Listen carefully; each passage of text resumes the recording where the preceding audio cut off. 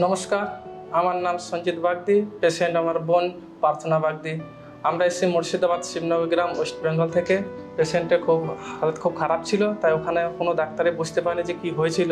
তো এইখানে ব্যাঙ্গালোর আসার পরে এইখানে দেখিয়ে বুঝতে পারলাম যে আমার বোনের একটা কিডনির সমস্যা।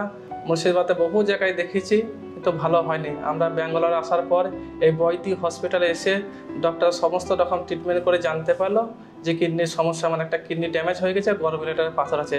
On evaluation, she was found to have chronic cholecystitis with multiple calculi and also incidentally detected to have a right renal mass which looked like an early stage renal cancer. Ganesh sir এবং Subhashree ma'am দুজনে report করে দেখলো যে গলব্লাডারে পাথর, তাই একসঙ্গে double operation এবং robotic surgery করা হয়েছিল। We planned her for a robotic cholecystectomy and robotic nephrectomy. She underwent the operation which lasted for about 3.5 to 4 hours. আর 4 দিন হলো সার্জারি।